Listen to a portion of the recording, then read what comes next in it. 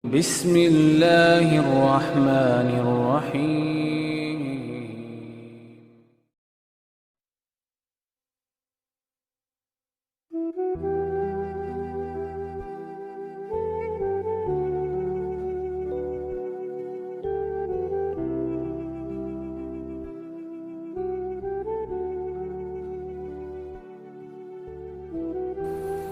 Alhamdulillah, ini satu perkembangan karena memang kita tidak bisa meninggalkan IT. Ini kan bagian dari dakwah juga.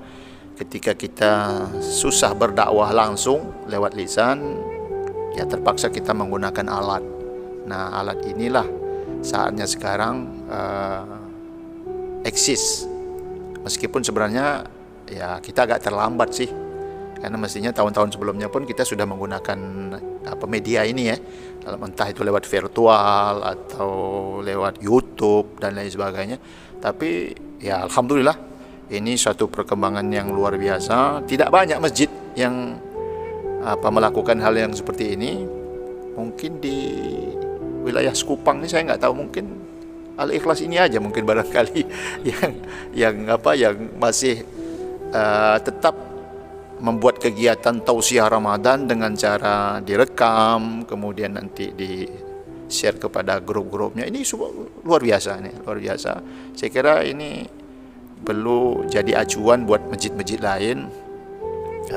Tidak boleh kehilangan akal, tidak boleh kehilangan kreativitas untuk tetap eksis meskipun agak terbatas kita dengan kehadiran orang. Tapi dengan media yang seperti ini sebuah kemajuan yang luar biasa.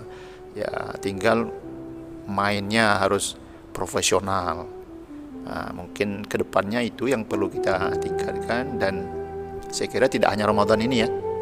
Kalau bisa ini awal, dan nanti ya gimana mungkin kultum zuhur misalnya, meskipun kita tidak berdiri di atas mimbar, tapi kita bisa share kepada guru-guru kita, kepada jamaah-jamaah kita.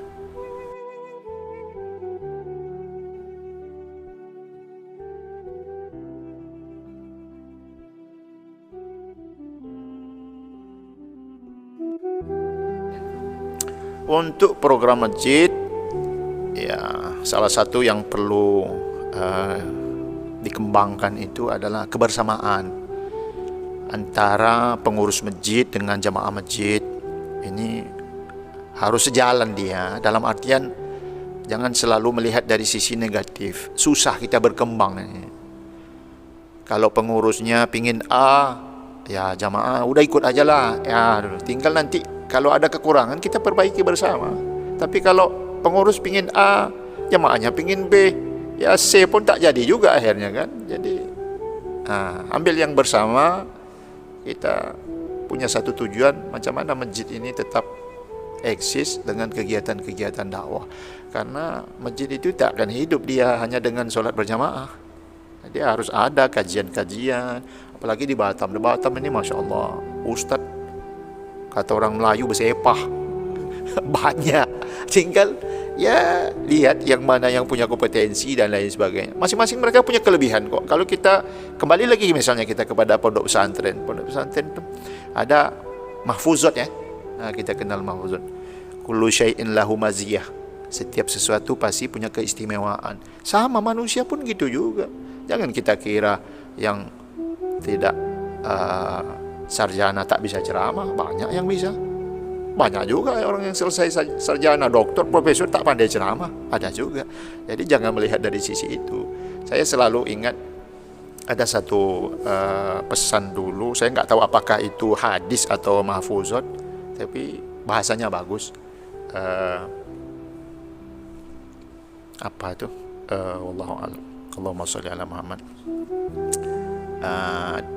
Dengar apa yang disampaikan, jangan lihat siapa yang menyampaikan.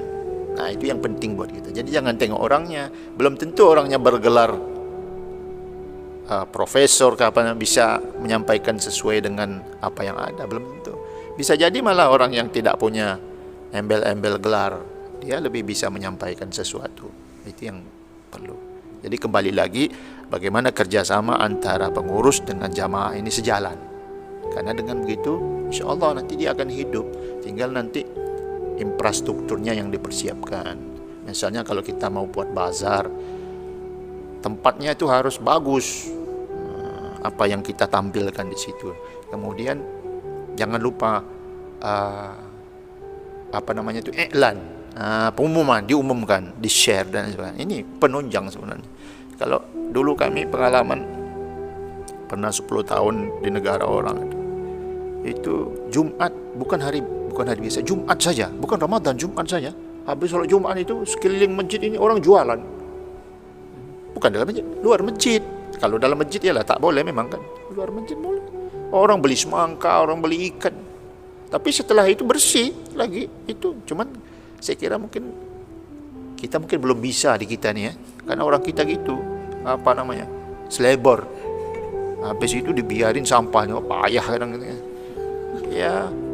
Jadi kita perlu dari kita juga bagaimana kita ini menjadi contoh yang baik. Wallahu a'lam. Terima kasih Ustaz. Ustaz, mohon Ustaz, mungkin ada pesan-pesan untuk para mubalik, terutama ini yang sedang kita sama-sama tahu bahwa keadaan wabah saat ini menjadikan kita agak sedikit terkekang sering bertemu, terutama dengan para jemaah. Ini apakah ada pesan-pesan Ustaz kepada para mubalik? Silakan. Bagaimana agar tetap semangat untuk mensiarkan dakwah-dakwah Islam. Ya, berbicara tentang mubalik atau pendakwah, dakwah ini kan kewajiban kita bersama. Dakwah itu bukan hanya di masjid saja, bukan hanya di lingkungan jemaah saja, bukan hanya di majelis alim saja. Tapi namanya dakwah secara luasnya, kita bisa berdakwah di mana saja. Dakwah di pasar kita bisa dakwah, di rumah kita bisa dakwah, di mana-mana kita bisa dakwah. Yang jelas bagaimana kita menata hati kita. Dengan dakwah itu kita makin dekat kepada Allah. Di samping kita mendekatkan diri kepada Allah, ya orang kita ajak juga makin dekat kepada Allah. Begitu, kita menata hati. Jadi kalau kita pas saat ini misal media dakwahnya biasanya sering ceramah ke sana sini, kok sekarang nggak ada.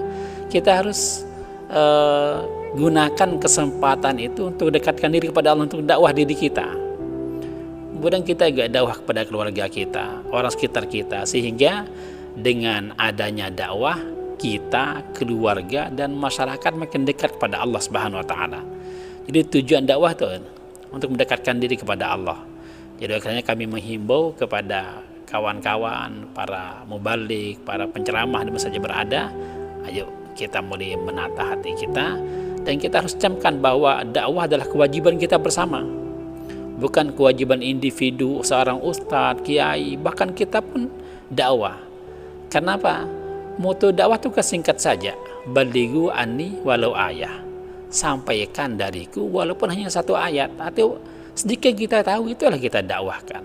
Jadi kita tata hati, dakwah, dan jadikan dakwah ini adalah tujuan hidup kita, gitu. Sehingga di mana-mana kita dakwah, pada keluarga dakwah, pada di pesantren kita dakwah, di majelis ilmu dakwah, di mana saja dakwah. Dan dakwah bisa siapa saja bisa dakwah.